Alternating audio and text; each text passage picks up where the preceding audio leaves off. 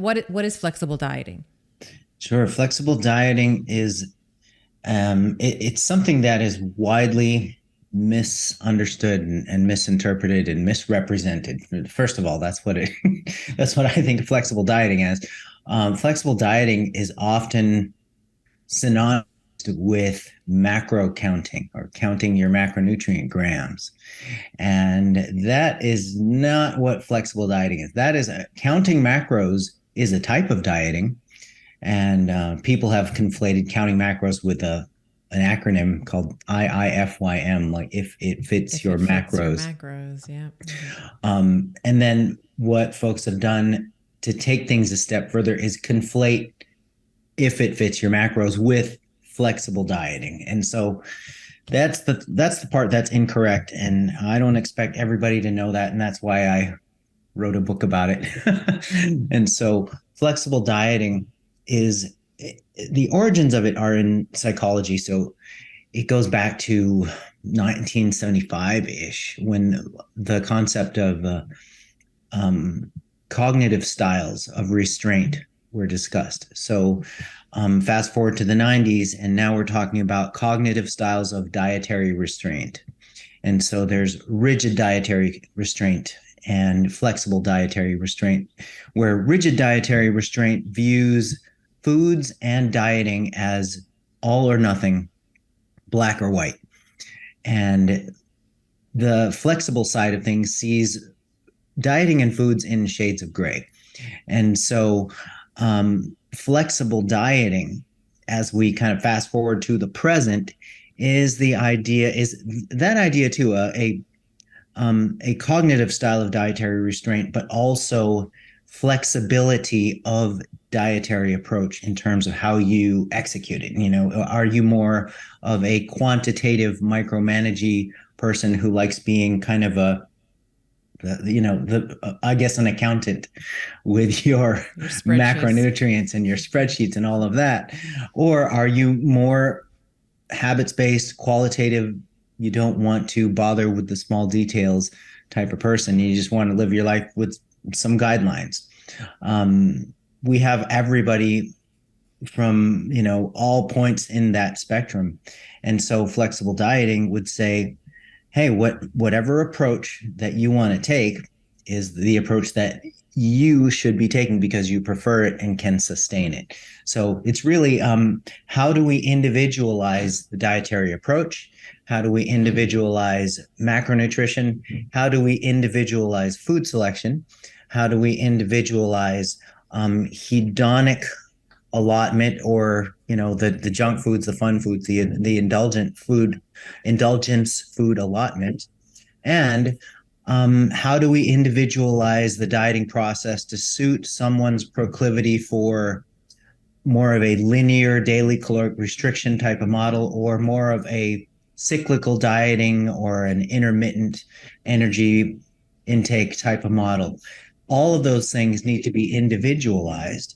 And so, going back to the question, like, what is flexible dieting? I would say flexible dieting is really individualizing everything as much as possible so the person can sustain it. And there are wide variations across individuals in all of those aspects that I mentioned that work. It's been my observation that the more specific the prescription, the more useless it is. So sometimes you'll hear, and I say that sort of tongue in cheek a little bit, because sometimes you'll hear,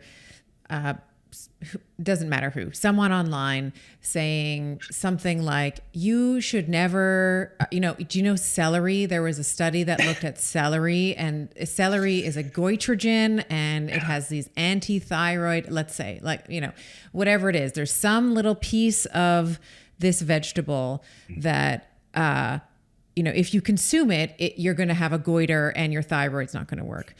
And of course, the amount of celery that you would need to consume in this silly example would be you wouldn't be able to consume the amount of celery in order to be able to affect those changes in the body. But someone who maybe is not as well read as yourself, who's just sort of looking for the how, like they don't want to know the why and the what, it's just what's the how and what's the now. They'll hear someone say, celery is bad for my thyroid, so I'm not going to have celery. And so I bring that up because I think that there is a lot of dichotomous, there is a lot of black and white type of thinking in the nutrition space.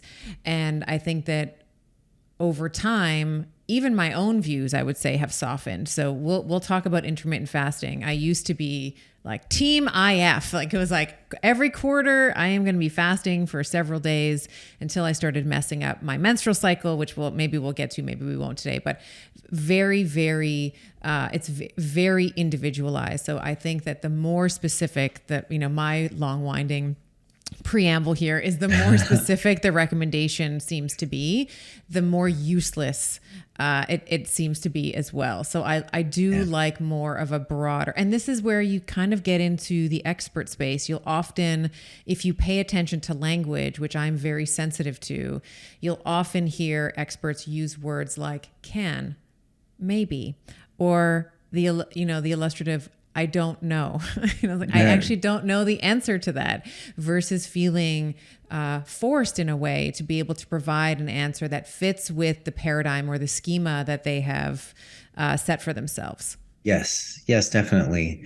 And it's like when you think of when you think of being in private practice and working with clients or patients, the whole concept of having a really specific kind of script, a singular, narrow script that you give everybody. I mean, that you're not going to be in practice for very long, right? Right. So just kind of coming from a background of having been in private practice for so many years, it really does kind of blow my mind that somebody could say, okay, I am the keto nutritionist, or I am the, blank, whatever you want to brand yourself with, a very specific type of diet. You cannot individualize things optimally if you just kind of stick in this very narrow and specific type of role or type of brand. It just doesn't make sense to me anyway. Mm-hmm. Yeah, well said.